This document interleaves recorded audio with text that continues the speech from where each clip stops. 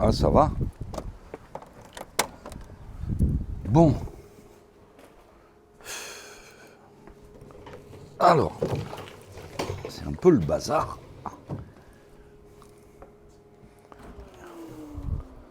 Il va falloir s'attaquer le jambon. Oh, oh là là.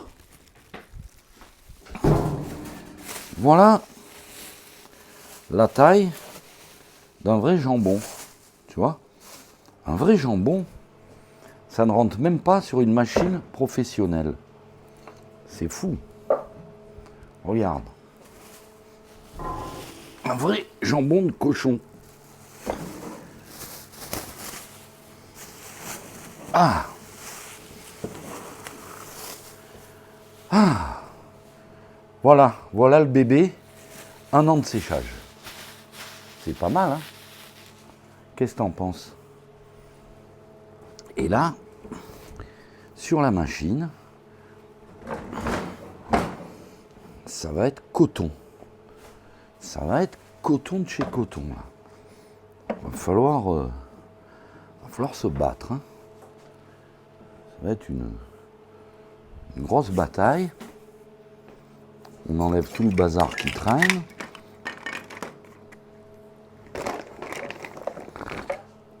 Les renforts du repas de lundi de Pâques sont pas là. Un peu de lumière.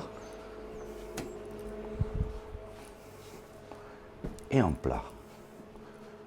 Et un plat. Un plat. Hop. De l'électricité.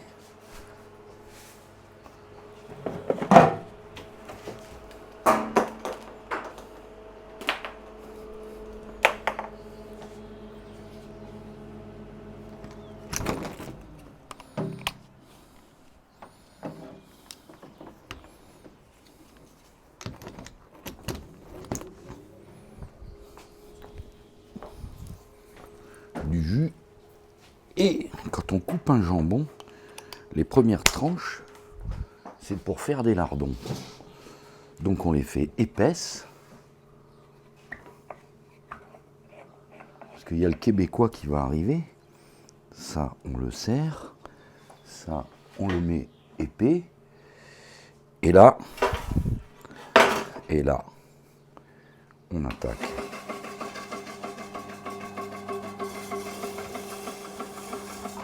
La première tranche, c'est pour le clébard, normalement.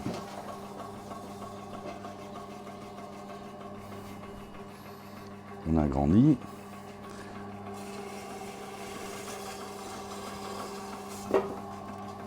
Ça, c'est pour mettre dans les pommes de terre, si on veut, ou la soupe. Ça, c'est les tranches à cuisiner. Un vrai cochon, il est gras. Très gras.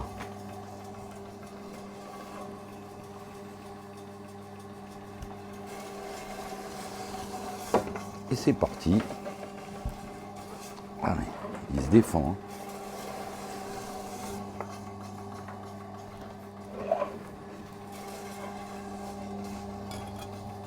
Ouais, il se défend bien même.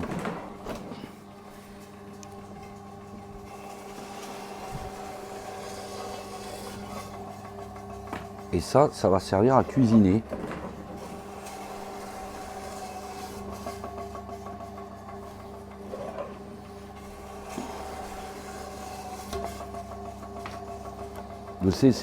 On va apprendre la cuisine aux Québécois parce que on va lui apprendre la poutine chez nous, ce que c'est là, avec du vrai jambon de vrai cochon. Là, on n'arrive pas à passer parce que il y a ça qui nous gêne. Ah, quelle galère! On va le remonter. On va s'en débarrasser par le haut. Viens par là-haut, toi. Hop. Voilà. Là, ça rigole plus. Poitrine fumée. Et là, on va arriver dans le vif du sujet. On diminue.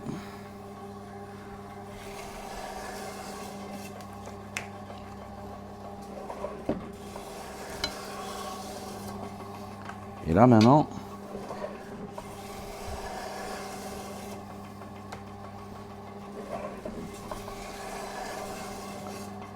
le Québec libre va comprendre que nous, on rigole pas en France.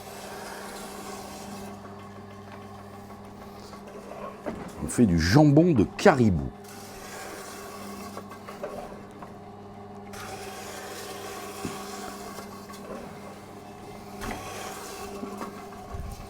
Ah, il est gros, hein. Le bestiare. Bestiaux. Pouh. Et tu sais quoi? On va laisser ceux qui vont venir faire le jambon maintenant, dégustation. On a attaqué le talon. Maintenant, les autres vont se débrouiller. Allons voir un peu ce qui se passe au jardin. Ça fait un moment. Voilà à quoi ressemble une tranche de vrai cochon. Tu vois? Hein, Cédric? Tu vois? Il y a du gras. Il y a du gras dans du bon cochon. Sinon,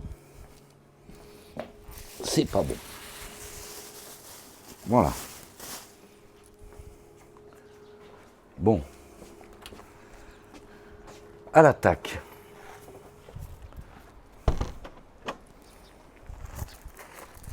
Alors,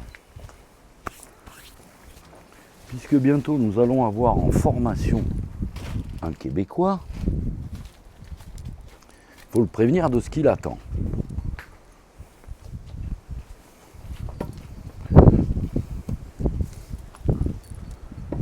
Alors, du vent, de l'eau. Ah, alors tic-tac. Bah alors tic-tac. Bah ouais, miaou, miaou. Alors, tempête sur tempête. Qu'est-ce que ça donne? Les arbres penchent. Trop d'eau, on n'a rien pu faire. Donc, rien de fait, ça donne ça. Rien de fait. Quelques petits restes. Là, tout à faire. L'arbre penche. La tempête a été méchante.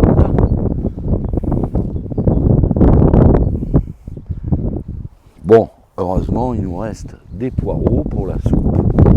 Ah ouais, la clôture est tombée. Là aussi, c'est tombé. Les choux sont montés. Les blettes cocopelli, ben bien entendu, c'est ce qu'on mange au printemps. Les artichauts commencent à s'énerver.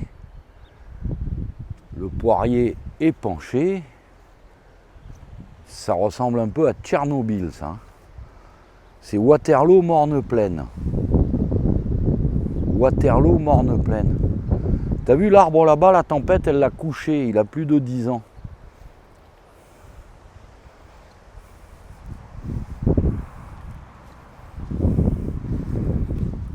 Et il va falloir rattaquer à couper du bois.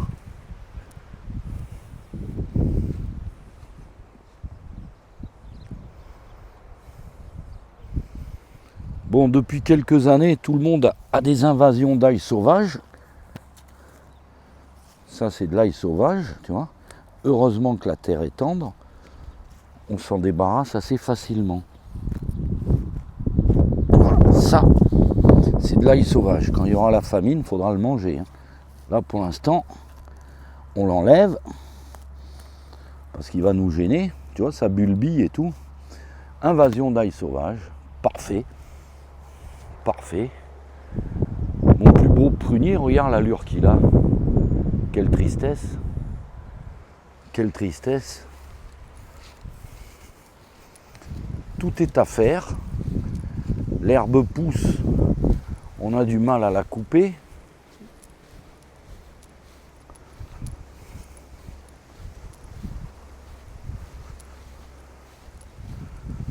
On a dégagé la menthe. Là, menthe dégagée, on ferme le robinet. On est dans la gadoue. On ne peut rien faire. Les canards et les poules se cachent. Il nous reste des carottes, des poireaux. Et dans la serre, on a commencé. Voilà. Voilà où commence un jardinier. C'est dans la serre. Fais attention, c'est noyé. Il y a un mec, tu sais, qui a coupé le tuyau d'un coup de fourche. Je sais pas qui c'est. Donc tu vois, donc on a mis des salades parce que les Québécois doivent manger de la salade. On leur a mis de la salade de côté. Les fraises, on va bientôt les dédoubler. Les patates à côté de toi sont plantées. Et puis il y a tout le fond de la serre à faire. Et alors là, c'est Apocalypse Now. Tu vois à peu près l'état d'une serre quand l'année vient juste de commencer. C'est les choucals, ça.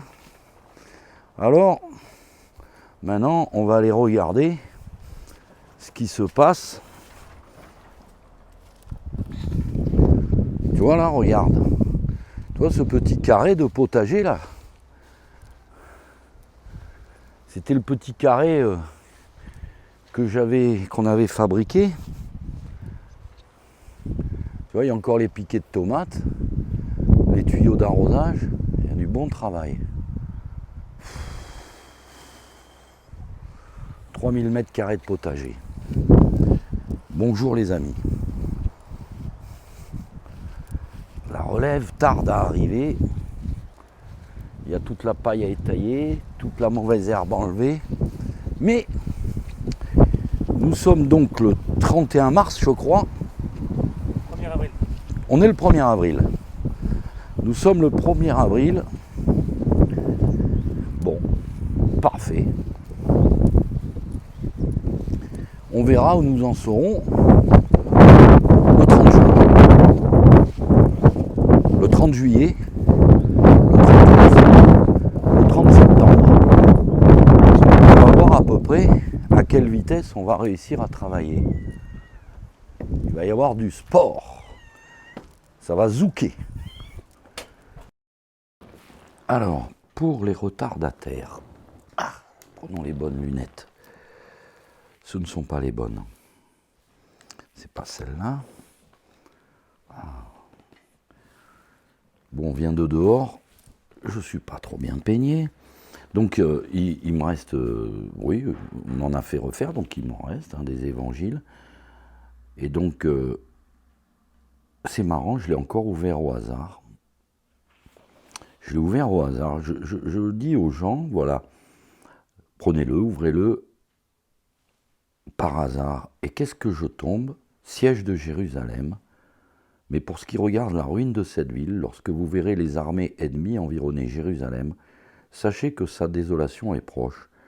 Alors que ceux qui sont dans la Judée s'enfuient sur les montagnes, que ceux qui se trouveront au milieu de la ville en sortent, et que ceux qui seront dehors n'y entrent point. Car ces jours seront les jours de la vengeance de Dieu, qui enverra ses mots, afin que tout ce qui est dans l'Écriture s'accomplisse. Voilà, je l'ai ouvert au hasard. Donc je dirais que souvent, bon, c'est fastidieux de lire un livre en suivant. Tout le monde n'a pas les mêmes aspirations, talents. Voilà, je l'ai ouvert au hasard. La dernière fois, j'étais tombé sur Marthe.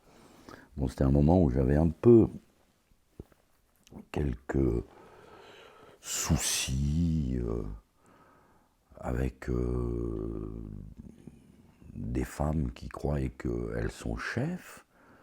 Et donc j'avais ouvert sur Marthe, ça m'avait beaucoup fait rire, quand Marthe dit au Christ, donc à Dieu, ce qu'il doit dire à sa sœur. Et là, je dois avouer que Dieu a une patience, bon, que nous, les hommes, on n'a pas. Il lui dit, écoute Marthe, elle a la meilleure part, retourne faire la cuisine. Marrant quand même. Hein.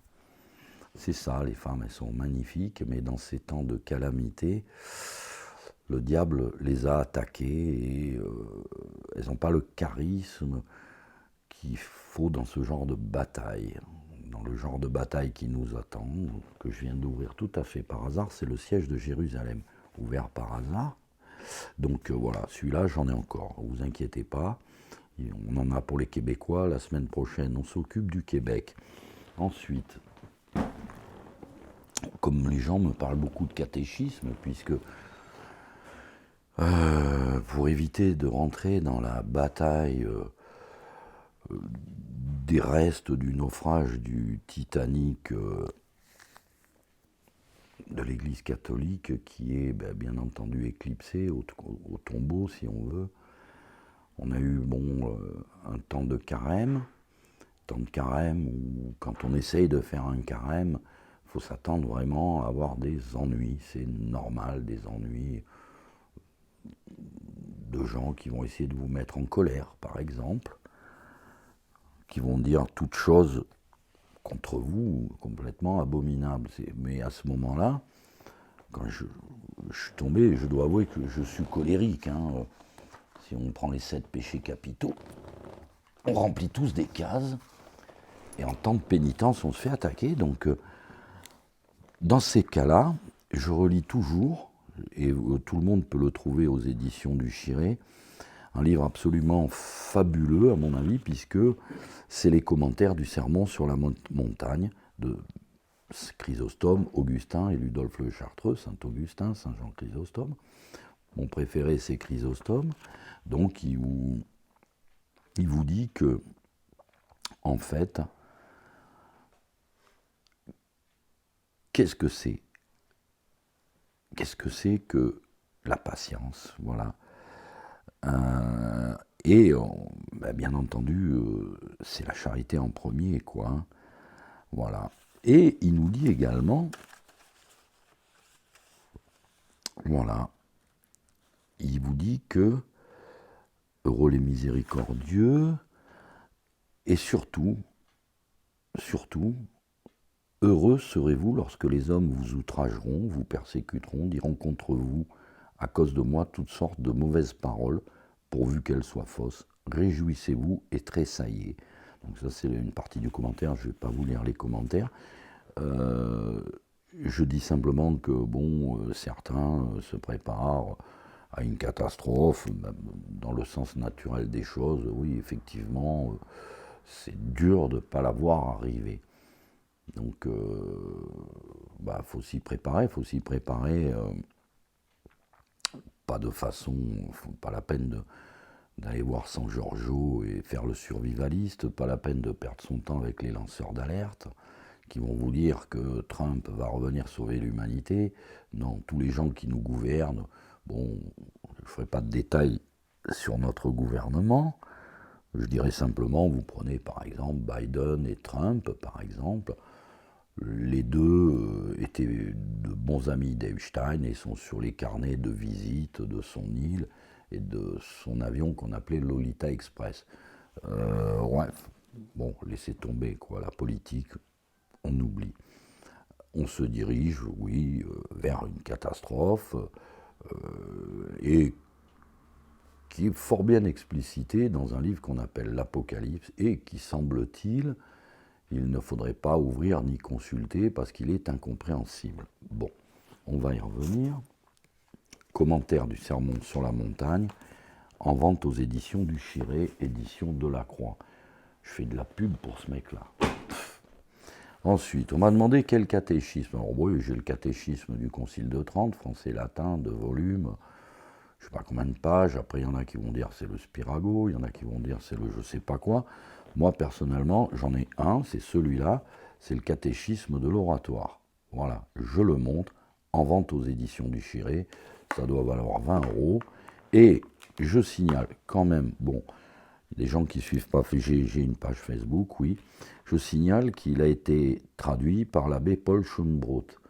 L'abbé Paul Schoenbrot, qui est un prêtre décédé aujourd'hui, qui était un prêtre qui a connu la crise de l'Église, qui était dans l'Église de toujours, mais malheureusement qui a été obligé de se défendre, et qui a été également, qui s'est retrouvé avec un miracle eucharistique dans les moments où, effectivement, on pouvait douter de la nouvelle messe. Donc lui, il a eu, voilà, c'est simple, il a eu un miracle eucharistique. Alors je vous dis, allez voir sur YouTube, l'abbé Schoenbrot, c'est du flamand, je ne sais pas trop le dire, et il a traduit ce catéchisme de l'oratoire, qui est un catéchisme pour les temps présents, voyez-vous, voilà, catéchisme catholique romain avec ses instructions, avec une instruction pour les fidèles du temps présent. Voilà. Pour moi, c'est le meilleur, c'est celui-là. Après, chacun aura son avis. Bravo, voilà, à Pâques, j'étais à Rennes, et donc j'ai rencontré un couple, à la sortie de la messe, qui suit mes vidéos, qui me dit « Oh, Denis Sto, je sais pas quoi, voilà ». Et j'ai appris avec stupéfaction, j'avais conseillé, donc je vais peut-être le faire éditer, il est en vieux français, d'un prêtre qui avait écrit la préparation pour l'exercice de la pénitence, de l'Eucharistie. Voilà, un exercice sur la pénitence, comment aborder, je dirais, la pénitence, le tribunal de la pénitence, qui est forcément d'actualité, particulièrement pendant le carême, parce que on doit faire sa Pâques, c'est Pâques, on dit, voilà. Et bon, forcément, il faut aller au confessionnal.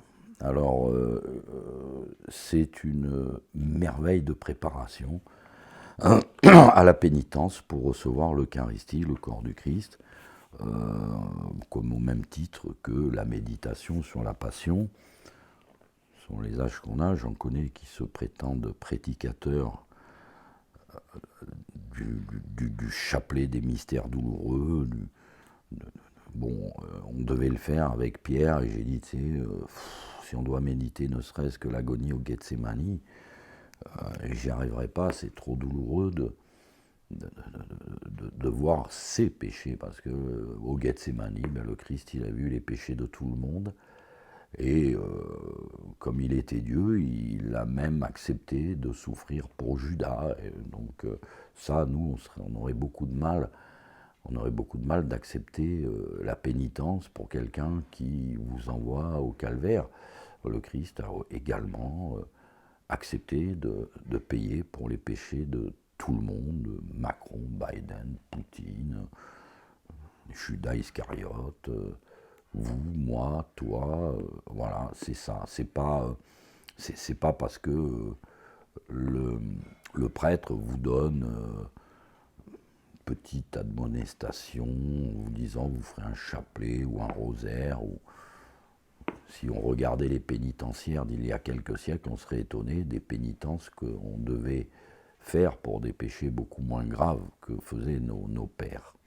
Donc voilà, donc ce livre, il date de 1750, bravo, j'en ai parlé en vidéo, et il y a quelqu'un qui suit les vidéos et qui l'a trouvé. Et il m'a dit, il est vraiment exceptionnel. Je dis, oui, il est exceptionnel, mais il est en vieux français, donc on va voir. Anthony, prépare-toi, il est petit, il est en vieux français. Bon. Alors, comme il y a certains grands prédicateurs, que je nommerai pas, mais eux se présentent dans les temps présents, j'ai remarqué que dans cette catastrophe, c'est très compliqué parce que parmi ces radeaux de la Méduse que sont les restes de l'Église catholique, il y en a qui ne comprennent pas. Moi, j'ai toujours dit, écoutez, il nous reste des prêtres valides.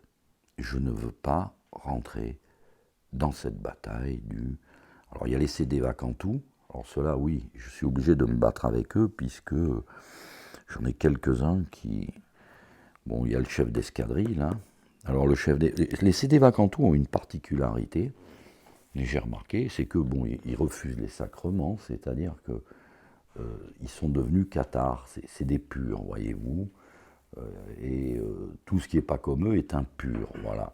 Donc à partir de ce moment-là, ils ont perdu quelques notions de modestie, voyez-vous.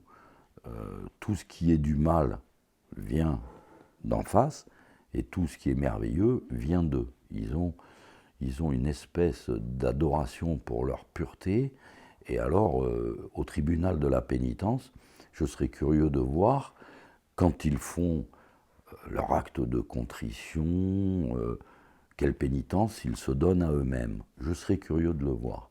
Je ne parle pas de la vie ordinaire. Donc il y en avait un, puisqu'un jour il a parlé de moi, je dis simplement sur son bulletin, attention, vous allez voir ce qu'est l'humilité. Patience et fermeté d'un vrai prophète face à un faux embryon de controverse. On ne discute pas. Avec des autoproclamés orthodoxes. Voilà, c'est bon, vous avez tout. Moi, je suis un prophète et tous les autres, ce sont des autoproclamés orthodoxes. Voilà. Ce qui n'empêche pas néanmoins d'interdire les gens d'aller au sacrement, voire de leur dire, il y a 25 ans, il ne faut pas se marier là. L'antéchrist arrive, et je vais vous dire une chose. Bon, moi, l'antéchrist, je pense que nous vivons les légions de l'antéchrist, bien sûr. Ça, c'est sûr. Ça, c'est les légions de l'antéchrist. Mais le temps de l'antéchrist, je ne suis pas sûr. J'ai une confiance absolue dans les promesses de la Sainte Vierge, quand elle nous dit « à la fin, mon cœur immaculé vaincra », et je pense qu'il y aura un règne du Sacré-Cœur après. Mais avant, il va falloir passer par une petite épreuve, et là, il n'y a pas besoin d'être théologien pour la voir arriver, c'est, alors les gens appellent les événements, la grande crise, selon... vous voyez, moi je dis, voilà, ça s'appelle le jour de Yahvé, le jour de la colère de Dieu, et dans l'Apocalypse, il recite le jour de la colère de Dieu. Donc c'est pas l'Antéchrist, on ne peut pas avoir en même temps le jour de la colère de Dieu et l'Antéchrist. Ça ne colle pas au texte, ça ne colle pas au texte de l'Apocalypse, mais par contre, je pense que chacun, avec un petit effort, voit très bien que, comme on a vu, puisque vous avez bien suivi la Passion, vous vous souvenez que, à un moment donné, le Christ, il monte. Donc les Juifs, bon, les Juifs ont été particulièrement durs avec le Messie, et il leur a simplement dit, aux femmes de Jérusalem qui pleuraient sur lui, il dit « Ne pleurez pas sur moi, mais pleurez sur vos enfants ». On a vu ce que ça a donné sur le siège de Jérusalem en 70. Là, nous avons vécu la passion de l'Église. Passion assez curieusement oubliée par les gens. Je me souviens simplement, puisque dans ce petit monde où il reste des prêtres valides, je le dis bien, pourquoi il reste des prêtres valides? Chacun tire sur l'ambulance s'il veut, mais je dis, s'il n'y avait pas eu Monseigneur Lefebvre et Monseigneur Tuc, il n'y aurait peut-être plus un seul prêtre valide aujourd'hui. Voilà, ça, on ne peut pas l'enlever. Alors après, on peut dire ce qu'aurait dû faire Monseigneur Lefebvre ou pas dire. Sur ce sujet, je pense qu'on va le traiter dans le bistrot de l'Apocalypse avec Pierre, afin de rappeler à certaines personnes que des morts, où on n'en dit rien, où on en dit du bien. Voilà. Alors, s'il vous plaît, connaissez un peu votre sujet, et vous me direz simplement une chose, s'il n'y avait pas eu Monseigneur Lefebvre, s'il n'y avait pas eu Monseigneur Tuc, y aurait-il encore des prêtres valides qui passent leur temps à s'admonester, à s'anathémiser et à expliquer que dans leur radeau de sauvetage, ils ont la meilleure fanfare. Voilà ce que je peux dire. Je ne suis d'aucun parti, mais je signale simplement que oui, c'est une chance d'avoir des prêtres valides. Bon, après, ils ont chacun, je dirais, leur apostolat, mais bien entendu, je sais très bien, comme le disent les CD Vacantou, c'est pas la peine de me l'expliquer, ils n'ont reçu aucun mandat de l'Église catholique, et pour cause, l'Église catholique est au tombeau. Faut-il pour autant rejeter ces gens qui ont, malgré tout, par la validité, le pouvoir de pardonner les péchés, le pouvoir du sacrement de pénitence? Je ne pense pas. Je pense qu'on arrive à une époque où il faut qu'on fasse un peu tous la lessive, qu'on balaye devant notre porte. On a vu dans des temps, et en d'autres lieux également, qu'à l'article de la mort, les chevaliers sur le champ de bataille se confessaient entre eux et que la confession était valide. Voilà, la contrition parfaite, etc. C'est de vastes débats. La tempête arrive. Alors, comme il y a beaucoup de gens aussi qui s'inquiètent sur les questions matérielles, qui se disent, alors j'entends dire Macron est un antéchrist, lui c'est un antéchrist, l'antéchrist c'est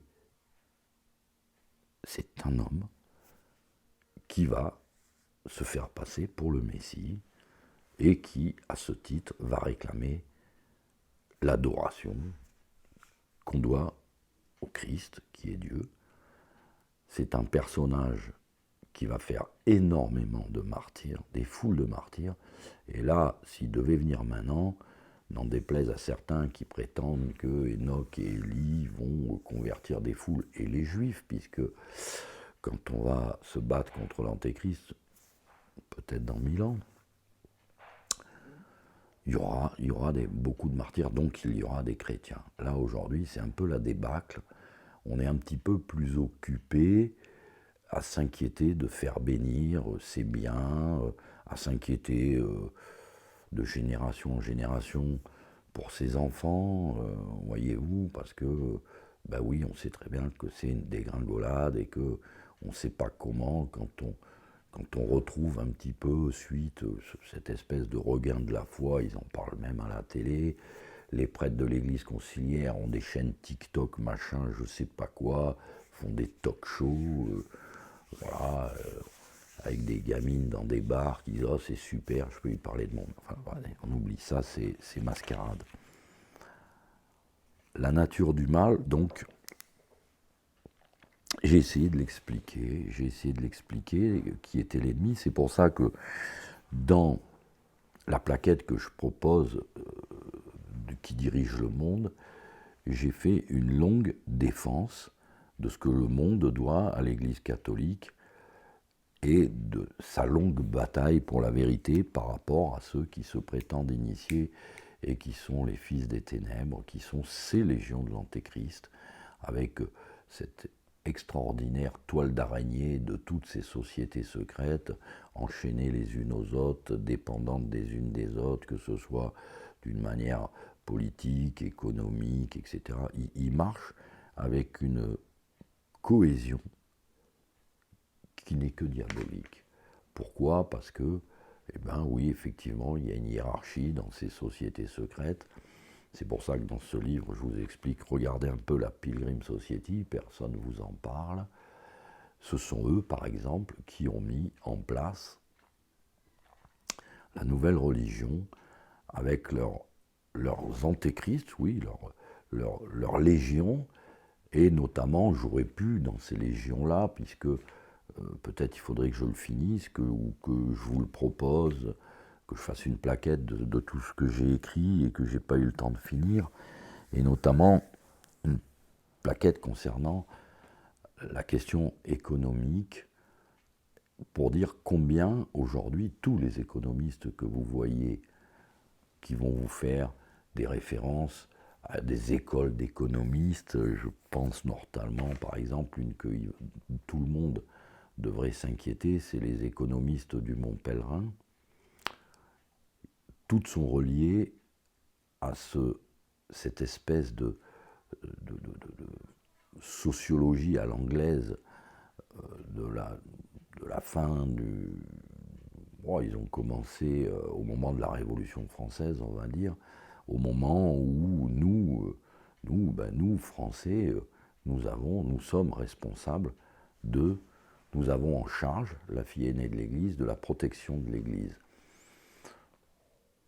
On a abandonné le champ de bataille en 1870, la protection du pape, les zouaves pontificaux, et ils sont allés mourir glorieusement sous la bannière du Sacré-Cœur à la bataille de Loigny.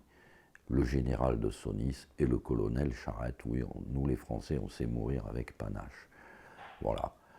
Mais déjà, le mal était en place. Déjà, je dirais, le diable, étant le singe de Dieu, il avait déjà préparé un mal qui allait venir après, et le mal qui allait venir après, et le mal qu'on voit aujourd'hui, c'est une théorie qui a été mise en place en Angleterre. C'est pour ça qu'après, le socialisme qu'on a vu apparaître dans les années 1850, avant même, je veux dire, avant, mais a été théorisé. Et le premier qui a théorisé, et qui est le père de tous les économistes qui viennent après, Stuart Mill, Adam Smith, Keynes, c'est bien plus tard, etc., avait mis en place un concept qui s'appelait l'utilitarisme. C'est le calcul félicifique. Ne rigolez pas, félicifique calculus, qui visait à déterminer scientifiquement, en usant des règles précises, la quantité de plaisir et de peine générées par nos diverses actions. Et donc il avait mis en place 7 critères. Voyez-vous, il y a 7 péchés capitaux, il y a 7 jours dans la semaine. Le diable est le singe de Dieu, et tous ceux qui le servent, eh ben, sont les pères du mensonge. Alors, pour ceux qui sont étonnés de ce qui se passe aujourd'hui, il faut dire que ce Jeremy Bentham, je crois, est dans un musée à Londres. Ils l'ont fossilisé, embaumé, voilà, ils lui ont vidé tous les boyaux qu'il a donnés à la science, et puis, vous pouvez le voir, il est là-bas, comme Lénine, il est embaumé, et comme ils ont fait également avec Jean 23, bien entendu. C'est un peu pour faire ce que nous, catholiques, nous savions, c'est que nos grands saints ne se décomposent pas, donc ils ont fait une parodie de ça. Et donc, les 7 critères qui ont été mis en place, alors bien entendu, à cette époque-là, ces gens font de la sociologie, donc ces grandes théories, c'est la libération de la femme, ce qui fait que Stuart Mill, ça c'est les Anglais de la fin du siècle, Bloomsbury Group, etc., je veux dire, avaient des mœurs un peu particulières. Voilà. Et donc, il vous explique que dans le plaisir, ce qui est important, c'est la durée. Un plaisir long et durable est plus utile qu'un plaisir passager. Écoutez bien, c'est le diable qui vous parle. L'intensité. Un plaisir intense est plus utile qu'un plaisir de faible intensité. La certitude. Un plaisir est plus utile si on est sûr qu'il se réalisera. La proximité. Un plaisir immédiat est plus qu'un plaisir qui se réalisera à long terme. L'étendue. Un plaisir vécu à plusieurs est plus utile qu'un plaisir vécu seul. Dégradation des mœurs. La fécondité, un plaisir qui entraîne d'autres, est plus utile qu'un plaisir simple. La pureté, enfin. Un plaisir qui n'entraîne pas de souffrance ultérieure est plus utile qu'un plaisir qui risque d'en amener. Théoriquement, l'action la plus morale sera celle qui réunit le... Alors, je répète la phrase, pureté, un plaisir qui n'entraîne pas de souffrance ultérieure est plus utile qu'un plaisir qui risque d'en amener. Alors derrière tout ça, bien entendu, il y a l'euthanasie, le contrôle des naissances, il y a tout, voilà. La source de l'erreur, elle est là. Et après, ils ont tous rentré dedans, et ils ont fini à la London School of Economics, qui est une école fondée par la Fabian Society, qui est elle-même fondée par la Round Table, qui elle-même a un cercle qui commande, un cercle de commandement qui est la Pilgrim Society. Et au-dessus, vous avez des gens qui prennent leurs ordres directement dans des messes noires avec Satan. Voilà à peu près contre quoi on se bat. Ces gens-là ont tellement de gens à leur service que c'est pour ça qu'ils organisent des crimes rituels, ils organisent des messes noires. Ce n'est pas la peine de l'expliciter pour ceux qui le savent. 17 000 enfants disparaissent chaque année définitivement. Ne regardez pas l'actualité quand on vous met en avant des enquêtes pour retrouver une personne. Il y en a 17 000 enfants qui disparaissent chaque année définitivement. Voilà. Donc,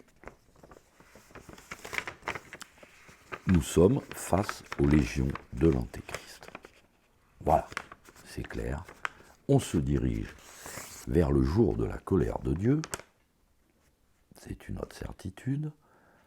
Et il y a un seul livre, qui concentre cette situation actuelle avec une clarté, une limpidité, qui fait que je suis étonné que certains prêtres fassent des commentaires sur l'Apocalypse, qui nous expliquent plutôt, qui ne connaissent pas le livre, qui ne l'ont pas étudié. On ne peut pas leur en vouloir. On ne peut pas en vouloir, par exemple, à un prêtre de l'Église catholique de ne pas avoir contemplé le Cantique des Cantiques, qui est l'épouse du Christ, l'Église catholique. On ne peut pas lui en vouloir.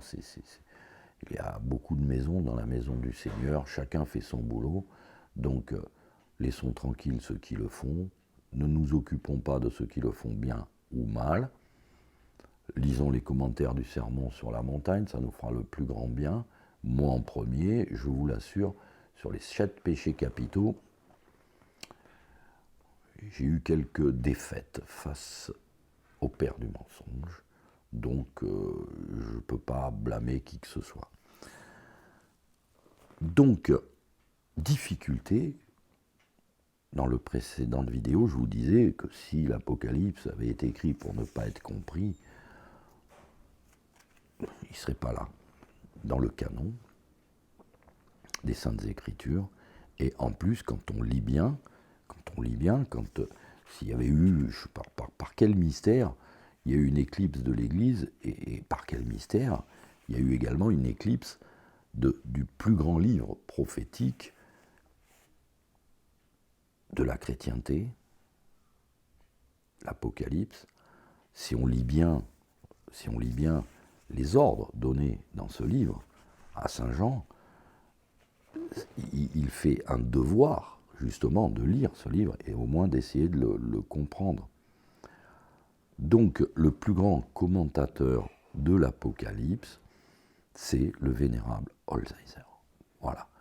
Alors pour faire simple, je vais simplement dire que ceux qui disent que ce livre est compliqué, je dirais simplement, c'est assez simple, chapitre 1er, Saint Jean explique bien qu'il est Saint Jean, il y a eu des comptes, c'est même pas discutable, c'est Saint Jean qui l'écrit quand j'étais à Patmos, et on sait tous, c'est lui qui l'a écrit. Et il dit bien, qui lui donne des ordres, donc il dit, comme un fils de l'homme, oui, parce que c'est un ange qui représente le Christ. Il décrit donc toute l'autorité de celui qui lui parle, l'autorité donc qui est à la fois qui a à la fois l'autorité spirituelle et temporelle. Vive le Christ roi, le Christ roi, oui, il est roi. Sa puissance et écrivez donc les choses que vous avez vues et celles qui sont et celles qui doivent arriver ensuite. Voilà. S'il lui ordonne de dire ça, s'il lui ordonne de l'écrire, c'est qu'il y a une raison. Et il lui ordonne d'écrire à 7 églises. Les 7 étoiles, voilà. Et là,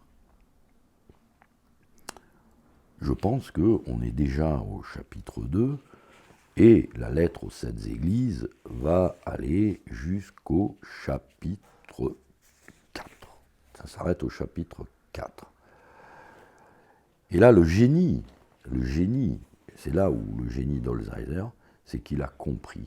Il a compris que les 7 églises correspondait aux 7 âges de l'Église. Et quand on lit l'exorde de chaque Église, c'est là qu'on peut les distinguer. Et oui, parce que, bon, il y en a certaines où il y a quelques petites admonestations, et puis il y en a certaines où vraiment, particulièrement, celle qu'on vit actuellement, qui a commencé sous Charles Quint, c'est l'église de Sardes, on est dans l'église de Sardes.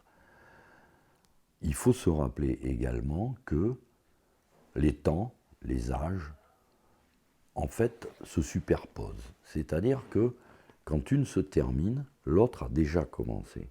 Voilà.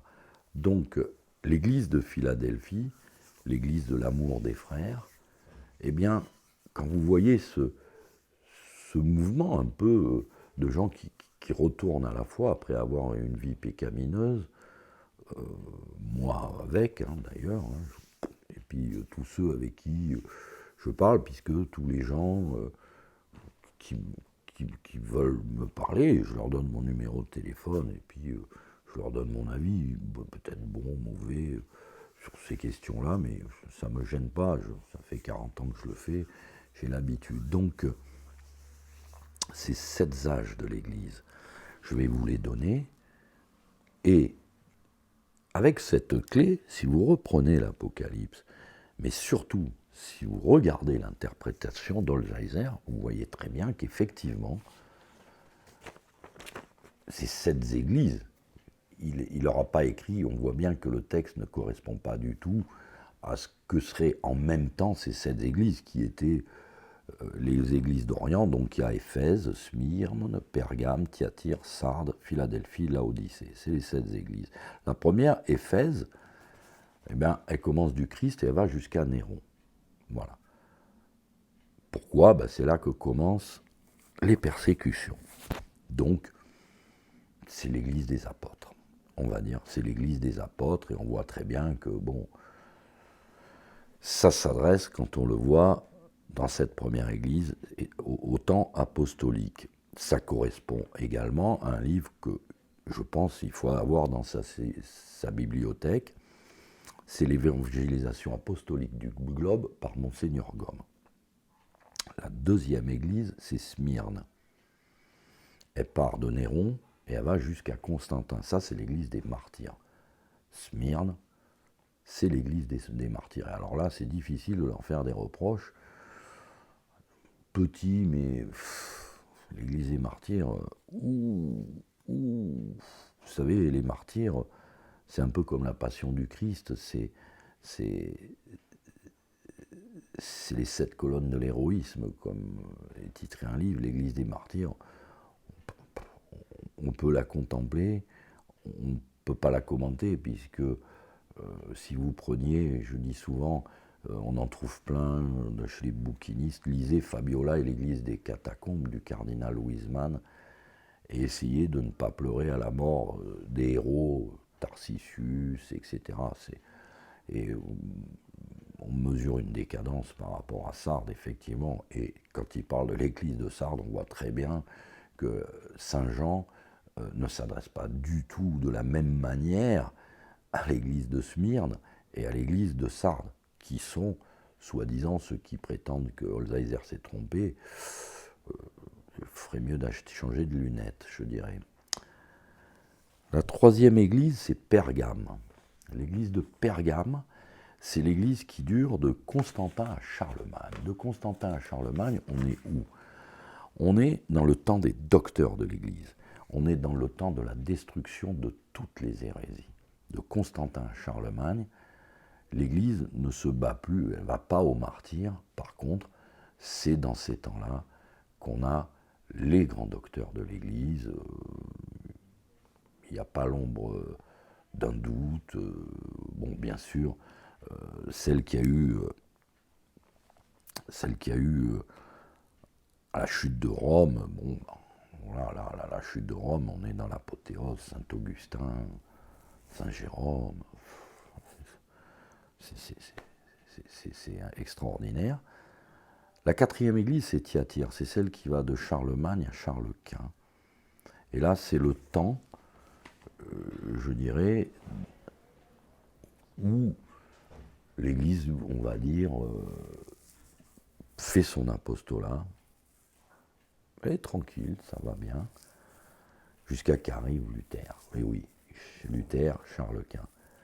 Et c'est pour ça qu'il fait commencer l'Église suivante de Sardes, qui va péricliter, parce que la chrétienté, ils ont déchiré la tunique du Christ, la tunique de notre Sainte Mère l'Église, là c'est divisé en deux, et là on a eu les protestants. Je signale notamment que les théories de Jérémie Bentham et toutes les erreurs du protestantisme nous amènent aujourd'hui à cette situation extraordinaire, c'est que les peuples du monde entier haïssent l'Occident. On est haïs. Ce qui va mettre un peu de... Au milieu de ça, il y a les Juifs qui tournent que pour eux-mêmes. Hein. Et je vais y revenir à la fin de ce que je vous dis. Donc, l'église qui suit, c'est l'église de Philadelphie. Mais l'église de Sardes, bien entendu, c'est « Je sais que tu as le nom de vivant, mais que tu es mort ». Et alors là, ceux qui veulent travailler le sujet, je ne sais pas si le livre de Barthélemy Holzheiser, on l'a mis sur la bibliothèque de l'Apocalypse, je vous remettrai le lien pour accéder gratuitement, PDF, liseuse, je ne le redirai pas. Lisez absolument l'analyse de l'église de Sardes par le vénérable Barthélemy Holzheiser. Je vous rappelle qu'il a écrit ce livre au XVIIe siècle. Et là, dites-moi qu'il ne parle pas pour nous comment il a pu voir, comment il a pu faire cette description aussi précise sur le simple mot « tu as le nom de vivant, mais tu es mort ».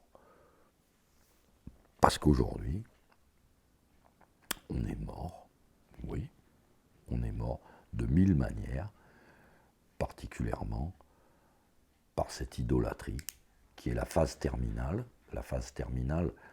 d'un, qu'on pourrait dire pour un catholique, quoi, je dirais, c'est d'être enfant de notre Sainte Mère l'Église et finir idolâtre devant une télévision à regarder des mecs qui parlent de politique, d'économie, de sport, je sais pas quoi, je sais pas, voilà. Donc, et moi, tout simplement, conscient de mon incapacité totale, oui, il y en a qui se croient vrais prophètes et contre les faux orthodoxes, alors moi je suis ni prophète, ni bon orthodoxe, je dis simplement, moi je vois qu'une solution dans cette fin d'église de Sardes, lisez les évangiles, prenez-le, lisez-le en ligne, ouvrez-le n'importe où, vous verrez, vous aurez toujours une réponse à propos. Donc au début de cette vidéo, je vous l'ai ouvert par hasard. Donc je vais terminer par un hasard. Dans la précédente vidéo, je vous disais rendez-vous à Sardes. Oui, bien à Sardes, à Odessa. Odessa qui est d'ailleurs la ville où il y a le plus de juifs en Ukraine. Voilà, bon, juif, j'aime pas le terme juif. J'aime pas ce terme, ça me plaît pas du tout. Ça englobe trop de faux juifs, de ceux qui se disent juifs et le sont point. Ni par la doctrine, ni par le sang d'ailleurs. Donc, oui, Odessa, ouais, ça va être chaud, ça va être très chaud. Mais il y a quelque chose de plus chaud qui se prépare. Expliquez-moi pourquoi, actuellement, l'Amérique ne livre pas grand-chose aux Ukrainiens, c'est-à-dire que, imaginez que, bon, cette guerre d'Ukraine, alors ceux qui en parlent, qui vous disent, oui, elle est perdue déjà. Mais on continue. Combien de temps, je ne sais pas, on continue cette guerre. Elle est perdue. Je pense que la catastrophe finale, la chute des mensonges de l'Occident, parce que le pire dans tout ça, c'est qu'on a tort, mais de bout en bout, parce que les gens, s'ils connaissaient la question de la guerre d'Ukraine, il faudrait qu'ils étudient la question de la guerre de Yougoslavie. où on a tort de bout en bout, où on a vu des chrétiens aller se battre contre des chrétiens. C'est extraordinaire. Et là, donc, celle qui arrive, la pire qui arrive, elle est au Moyen-Orient. Et pourquoi elle est au Moyen-Orient? Ben, c'est très simple. Parce qu'elle est écrite dans l'Apocalypse. Voilà. L'Euphrate, 2 fois cité, les engins de guerre, bien décrits, comment va se passer cette guerre, les protagonistes, et tout ça je l'ai expliqué dans des vidéos d'avant, donc on y reviendra la prochaine fois. Essayez de mettre un pied dans cette fin d'église de Sardes, qui va se terminer par les vendanges, les raisins de la colère, le jour de la colère de Dieu, et faites bas. Si demain c'est la guerre, si on vous dit que demain on sera envahi par les Russes, par exemple, vous savez ce que vous faites aujourd'hui? Vous faites comme hier, vous allez faire votre jardin, puis vous attendez que ça passe. Vous verrez bien si vous êtes du nombre des élus. C'est le nombre des élus, c'est au ciel. Mais bon, demandez-vous quand même comment ça se fait que, par exemple, l'Amérique est en train de livrer des chasseurs F-16. Je ne pense pas que ce soit pour attaquer Gaza. Je ne pense pas. Je pense pas. Pas plus le Hezbollah. Ils ont ce qu'il faut si vraiment ils voulaient venir à bout du Hezbollah, mais ils ont commencé déjà à attaquer le Liban. Le plat de résistance, c'est l'Iran. Et l'Iran, eh bien, figurez-vous que un jour, il y a eu une opération secrète des Américains qui ont voulu, par l'intermédiaire d'un savant atomiste russe, passer des faux plans de la bombe atomique, à l'insu de ce pauvre savant qui a regardé ces plans et qui dit, ils sont cons, ils se sont trompés, il les a corrigés, il les a donnés à l'Iran. Je crois que c'était l'opération Espadon, je ne me rappelle plus le nom de l'opération, de la CIA, vous savez, les Américains, enfin les chefs, hein. Le peuple, c'est le peuple, il y a les chefs, on n'est pas plus con qu'un Américain, peut-être un Anglais, ou 2 Américains, ou 2 Anglais, mais de toute façon, ils sont protestants, et ils se prennent pour des élus. Et dès que les gens se prennent pour des élus, ils ne s'en rendent même pas compte qu'ils sont ridicules. Mais par contre, quel orgueil, quelle suffisance, et quelle catastrophe ils nous préparent. Alors, veillez, priez, lisez beaucoup, très bonne préparation, maîtrisez vos évangiles, lisez les biographies évangéliques, lisez l'évangélisation apostolique du globe. À votre disposition, dans la bibliothèque de l'Apocalypse, vous avez l'histoire universelle de l'Église, vous avez une table de matière si vous vous posez une question sur une hérésie, sur, par exemple, souvent quand on se convertit, on veut convertir les autres, mais bon, on va au casse-pipe. Alors, rappelez-vous toujours, c'est la même histoire quand vous allez. D'abord, nul n'est prophète en son pays. Vous convertirez jamais les gens qui vous sont proches, c'est quasiment impossible. Et chaque fois, quand vous défendrez la religion catholique, on vous dira Galilée, les croisades, les guerres de religion. Tout ce genre de trucs, l'Inquisition, ouais, c'est toujours ça. Et donc, vous avez les réponses dans l'histoire universelle de l'Église, vous les avez toutes, les cathares, si vous voulez. On s'est amusé sur ces sujets-là, avec Pierre Blanchette, dans les premiers bistrots, on a répondu aux protestants, etc. Et bon, c'est pas sans délectation qu'on aime bien la bagarre. Ouais. On aime bien la bagarre, donc Pierre, bon, je te préviens, il y a du boulot au jardin, hein, tu vas pas commencer à t'asseoir et à lire tous les livres qui sont là, sinon je vais être obligé de me taper tout le jardin. Ça va pas se passer comme ça, il faudra couper du bois pour faire du jardin, il faudra mettre du feu dans la cheminée, il faudra faire bouillir la soupe, éplucher les patates, voilà, c'est ça être chrétien. C'est pas perdre son temps à écouter les lanceurs d'alerte, tout ce que vous pouvez écouter, allez regarder les histoires de ce qui se passe en Israël, ou tout ça. Faites-le, mais à ce moment-là, avec de l'humour, et vous verrez, quand vous regardez toutes ces bêtises, vous pouvez juste en rire. C'est la seule chose dont on peut faire, sauf de ce qui arrive. Et ce qui arrive, bah oui, c'est Armageddon. Là, c'est une autre histoire. C'est le jour de la colère de Dieu. Et bien entendu, la chute de Babylone, alors là, vous pouvez la regarder dans l'Apocalypse. C'est un régal. Si vous n'avez pas reconnu qui est Babylone, changez d'opticien. Et je vous souhaite un bon dimanche, un bon lundi de Pâques, et une sainte année maintenant que vous avez fait vos Pâques. Repartons vers la nativité, c'est plus joyeux. À bientôt.